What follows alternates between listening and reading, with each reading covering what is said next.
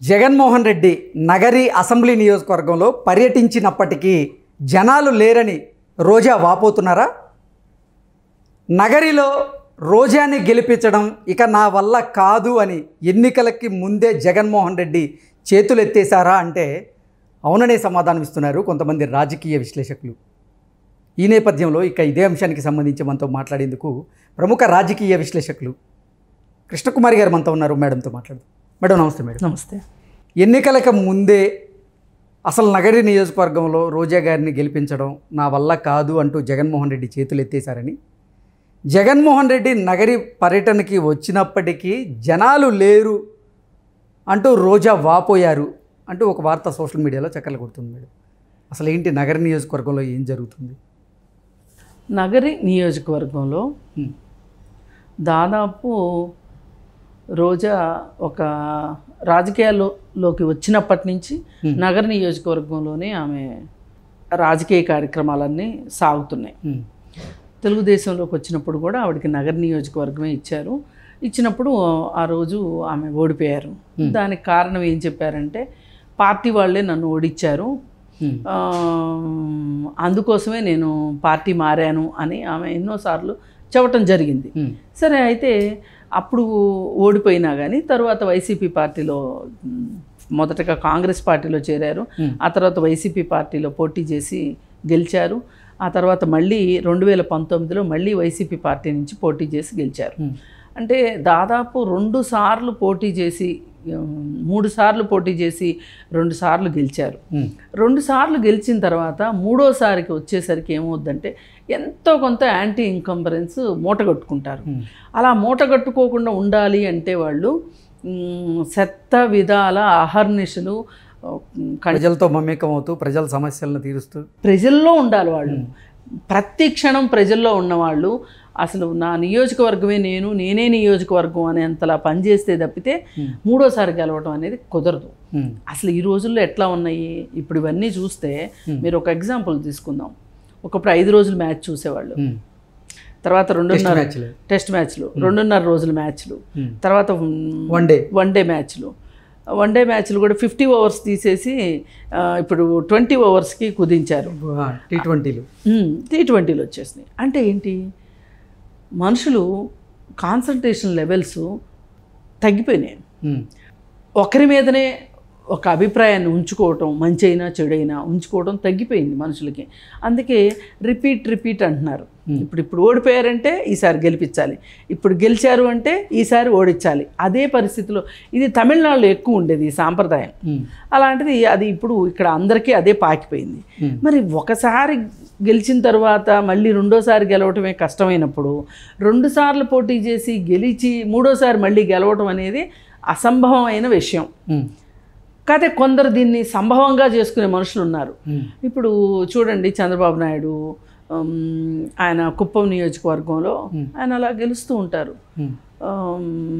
ఇలా కొంతమంది ఉన్నారు. అంటే వాళ్ళకి ఆ నియోజకవర్గాలు ఇక వాళ్ళకి పెట్టని కోటల్లాగా ఉండేవి. ఇప్పుడు ఈ మధ్య కాలంలో అట్లాంటి కోటలు కూడా బద్దలవుతున్న పరిస్థితి ఉంది. పోయినసారి కోడంగల్లో రేవంత్ రెడ్డి 2019 ఎలక్షన్స్లో ఓడిపోయాడు అసెంబ్లీ నియోజకవర్గం నుంచి. ఆయన ఎప్పుడు అంటుండేవాడు ఏంటంటే ఒక చంద్రబాబు నాయుడుకి ఒక కుప్పం, ఇట్లా ఒక వైఎస్ రాజశేఖర రెడ్డికి పులివెందుల, అలాగే నాకు కోడంగల్ అన్నట్లు మాట్లాడుతుండేవాళ్ళు. కానీ పోయినసారి ఎన్నో రాజకీయ కుట్రల ఫలితంగా ఆయన ఓడిపోవటం జరిగింది. కానీ ఈసారి మళ్ళీ నిలబెట్టుకున్నాడు. ఆయన గెలిచాడు. అంటే ఇప్పుడు మనం రోజా దగ్గరకు వద్దాం. ఇది జనరల్గా ఉండే ఫినామినా.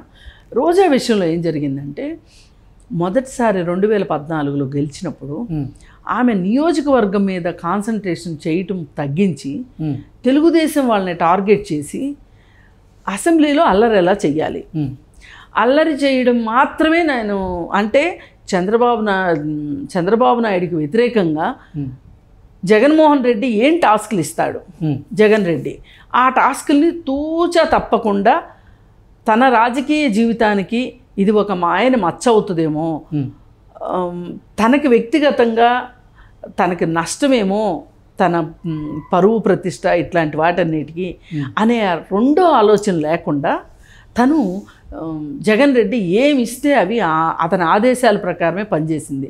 కానీ తను పనిచేయవలసింది ఎవరి కోసం? ప్రజల కోసం, ప్రజల ఆకాంక్షల కోసం. ప్రజల ఆదేశానుసారాల మేర పనిచేయాల్సిన వ్యక్తి కాస్త జగన్ ఆదేశానుసారాల మేరగా పనిచేయటం వల్ల తను ఆ నియోజకవర్గంలో ఒక చెడ్డ పేరు మూటగట్టుకుంది. అయినప్పటికీ 2019లో ఎంతో కొంత జగన్మోహన్ రెడ్డి గాలి వీచి ఆ గాలిలో ఏదో బ్రతుకు జీవుడా అన్నట్లు బయటపడింది తప్పితే మంచి మెజారిటీతో అయితే తను రాలా. మొదటిసారి గెలిచినప్పుడు 2014లోనూ పెద్ద మెజారిటీ లేదు, 2019లోనూ పెద్ద మెజారిటీ లేదు. అంటే దీని అర్థం ఏంటి అంటే తనకి గడ్డు కాలం మొదలైంది అని అర్థం రాజకీయంగా. కానీ తను అది అర్థం చేసుకోకుండా అసలు ఇలా నేల మీద నిలబడకుండా పాత రాజకీయాల్లో అనుభవాలు, వేరే వారికి జరిగిన అనుభవాలే అట్లాంటి వాటిని మనం గుణపాఠాలుగా తీసుకోవాలి. మనకు జరిగిన అనుభవాలని కూడా మనం గుణపాఠాలుగా తీసుకోవాలి. మంచి జరిగినా జాగ్రత్త పడాలి, చెడు జరిగినా ఇంకొంచెం ఎక్కువ జాగ్రత్త పడాలి. ఇవేమీ చేయలే. ఈమె అసలు ఫార్ములాలకు వ్యతిరేకం. రోజా వ్యతిరేకంగా ఉండి రోజా ఆ నియోజకవర్గంలో ఎంత వ్యతిరేకతను మూటగట్టుకోవటం.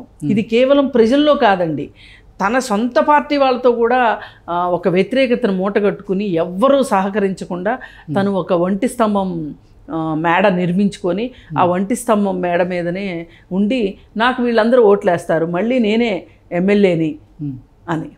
సరే, ఆమె రాజకీయ జీవితానికి కొంచెం ఇబ్బందికరమైన పరిస్థితి ఏంటి అంటే ఆమె హైదరాబాద్లోనే ఉండటము, అలాగే తన ఆర్థిక అవసరాల దృష్ట్యా కావచ్చు, లేకపోతే ఇది కూడా ఒక రకమైన గ్లామరు అంటే పాపులారిటీ వస్తుంది అనే ఉద్దేశంతో తను టీవీ ప్రోగ్రామ్స్లో ఉండటం కూడా, మీడియాలో ఉండటం కూడా ఒక రకంగా తనకి నెగిటివ్ పాయింట్ అయిందనే చెప్పొచ్చు. ఈ చివరి 2.5 ఏళ్ల నుంచి ఆవిడ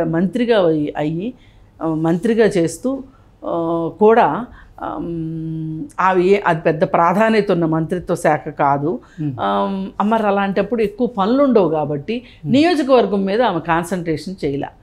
లేదు, ఏం చేస్తుంటుందంటే సంక్రాంతి పండగ అట్లాంటప్పుడు కొంచెం మీడియా అటెన్షన్ కోసం అక్కడికి వెళ్ళి అక్కడ ఆ ఇంట్లో వంటలు చేయటము, లేకపోతే అక్కడ పండగ జరుపుకున్నట్టు చెప్పటం తప్పితే నియోజకవర్గంలో ఉన్నది తక్కువ. ఈ కారణాలన్నీ కూడా రోజాకి వ్యతిరేక పరిస్థితులు వచ్చాయి. పైగా అక్కడ ఒక గాడ్ ఫాదర్ ఉన్నాడు. ఆ గాడ్ ఫాదరు పెద్దిరెడ్డి రామచంద్రారెడ్డి. ఆయనతోటి పొసకదేవుడికి. ఆయనకేమో ఈమెను ఒక రాజకీయ నాయకురాలుగా చూడటం కంటే కూడా ఒక మహిళగా చూడటానికి ఇష్టపడతాడు పెద్దిరెడ్డి రామచంద్రారెడ్డి. ఈమెమో నన్ను మహిళగా చూడకండి, నన్ను ఒక రాజకీయ నాయకురాలుగా చూడండి, నాకేంటి తక్కువ, నేను ఇందిరాగాంధీ కంటే కూడా ఎక్కువ అన్న ఫీలింగ్లో ఈవిడ వ్యవహరిస్తుంది. ఈ వ్యవహార శైలితో కూడా చాలామంది విసిగిపోయారు. ఇవన్నీ ఒక ఎత్తు అండి. ఇవన్నీ ఒక ఎత్తు అయితే ఇంకొకటి పదే తిరుమలకు వెళ్ళడం కూడా చాలా వివాదాస్పదమైంది. దాని గురించి కూడా చాలా ఎక్కువ మంది విమర్శలకి ఈమె బలవ్వటానికి కూడా ఒక కారణం, అంటే గురి అవ్వటానికి ఒక కారణం ఏంటి అంటే అసలు తిరుమల అన్నిసార్లు ఎందుకు వెళ్తుంది, వెళ్ళిన ప్రతిసారి ఒక మంది మార్బలంతో పటాటోపాలతోటి ఎందుకు వెళ్తుంది. మొన్న ఎవరో జబర్దస్త్ ఆర్పి అనుకుంటా ఒక జోక్ లాగా చెప్పాడు, ఏంటండి ఒక రైలు భోగి వస్తుంది ఆమెతో పాటు అని. పనేం లేదు కదా, పొద్దాక తిరుమలకి రావటం, వచ్చేప్పుడు జనాలను వేసుకురావటం, వాళ్ళ దగ్గర డబ్బులు తీసుకుంటుంది అని అన్నాడు. ఇంతకుముందు కూడా వార్తల్లో వచ్చింది ఈ మాట. ఏది ఏమైనా సరే తన నోటి దురుసు వల్ల కావచ్చు, తల బిరుసు వల్ల కావచ్చు, ఒక వ్యూహం లేకపోవటం వల్ల కావచ్చు, ముందు చూపు లేకపోవటం కావచ్చు, ఇవన్నీ కూడా రోజా ప్రతిష్ట మసకబారటానికి ఇవన్నీ కారణాలు. కానీ రోజా దగ్గర ఒక తెగింపు, ఒక మాటకారితనము, ఒక విషయాల పట్ల ఎంతో కొంత అవగాహన ఉండటము, సమయోచితంగా సందర్భోచితంగా మాట్లాడగలిగిన నేర్పు, ఇవన్నీ ఉన్నాయి. మరి ఇన్ని ఉండి కూడా రోజా ఇలా అవ్వడానికి కారణం ఇందాక మనం చెప్పుకున్నట్లు నోటి దురుసు, తల బిరుసు, తను చాలా ప్రత్యేకం అని అనుకొని అందరితోనూ కలిసిపోకపోవటము, ఈ కారణాలన్నిటితోటి రోజాకి ఈ పరిస్థితి వచ్చిందని చెప్పొచ్చు. కానీ తనేమనుకుంది అంటే వీళ్ళు ఎవరన్నా ఉన్నా లేకపోయినా నాకు జగన్ ఉంటే చాలు, జగన్ అండదండలు ఉంటే చాలు అనుకుంది. ఇప్పుడు సాక్షాత్తు జగన్ వస్తే కూడా ఏమీ ప్రయోజనం లేకుండా అయిపోయింది. ఇది ఒక రకంగా ఏంటి అంటే జగన్ను చూసి ఓట్లేస్తారు అనే రోజులు పోయినాయి, నన్ను చూసి ఓటేయండి అనే రోజులు పోయినాయి. ఇవాళ క్యాండిడేట్లనే చూస్తున్నారు ప్రజలు కూడా. అందుకని ఇది ఒక రకంగా శుభపరిణామం. ఈ శుభపరిణామమే రోజాకి గట్టి ఎదురుదెబ్బ. Okay madam, thank you so much. Thank you.